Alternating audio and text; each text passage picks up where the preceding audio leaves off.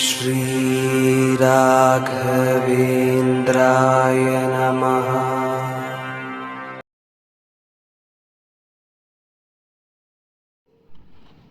ಎಲ್ರಿಗೂ ನಮಸ್ಕಾರ.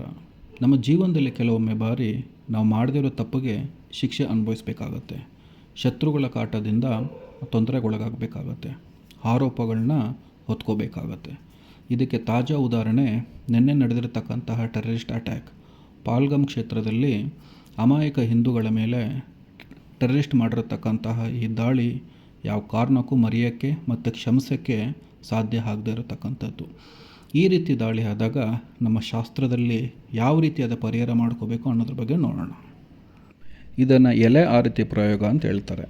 ಈ ಪ್ರಯೋಗ ಮಾಡೋದ್ರಿಂದ ನಾವು ಶತ್ರುಗಳಿಂದ ತುಂಬ ಕಷ್ಟ ಅನುಭವಿಸ್ತಾ ಇದ್ದರೆ ಆ ಶತ್ರು ಮತ್ತು ಅವನ ಇಡೀ ಕುಟುಂಬ ಸರ್ವನಾಶ ಆಗೋದರಲ್ಲಿ ಇದು ಬಹಳ ಪರಿಣಾಮಕಾರಿಯಾಗಿರ್ತಕ್ಕಂಥದ್ದು.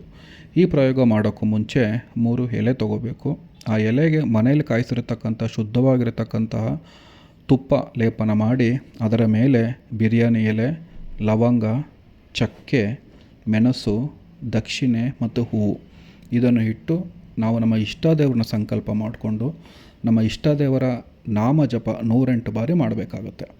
ನಾಮ ಜಪ ಮುಗಿದ ನಂತರ ನಾವು ಈ ಒಂದು ಕರ್ಪೂರದ ಆರತಿನ ನಮ್ಮ ದೇವರಿಗೆ ತೋರಿಸ್ಬೇಕಾಗತ್ತೆ.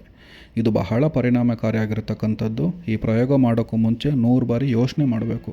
ಯಾಕೆ ಅಂತಂದರೆ ಇದಕ್ಕೆ ಯಾವುದೇ ಪರಿಹಾರ ಇರಲ್ಲ. ನಾವು ಯಾರನ್ನ ಸಂಕಲ್ಪ ಮಾಡಿಕೊಂಡು ಈ ಪ್ರಯೋಗ ಮಾಡ್ತೀವಿ ಅವ್ರ ಇಡೀ ಕುಟುಂಬ ಸರ್ವನಾಶ ಆಗೋದ್ರಲ್ಲಿ ಯಾವುದೇ ಸಂಶಯ ಇರಲ್ಲ. ನಾನು ಈ ಪ್ರಯೋಗನ ಇವತ್ತು ಮಾಡಿದ್ದೀನಿ. ಇದು ಮಾಡಿರ್ತಕ್ಕಂಥದ್ದು ನಿನ್ನೆ ನಡೆದಿರತಕ್ಕಂತಹ ಒಂದು ಟೆರರಿಸ್ಟ್ ಅಟ್ಯಾಕ್.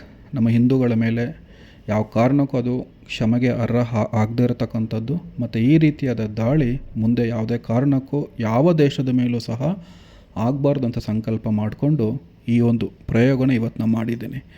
ಈ ಮಂಗಳಾರತಿ ಮಾಡಾದಮೇಲೆ ಇಲ್ಲಿ ಇರತಕ್ಕಂತಹ ಪ್ರಸಾದನ ಆ ಕಪ್ಪನ್ನು ನಾವು ಹಣೆಯಲ್ಲಿ ಇಟ್ಕೋತಾ ಇರೋದ್ರಿಂದ ಈ ಪ್ರಯೋಗ ಮುಕ್ತಾಯ ಆಗುತ್ತೆ.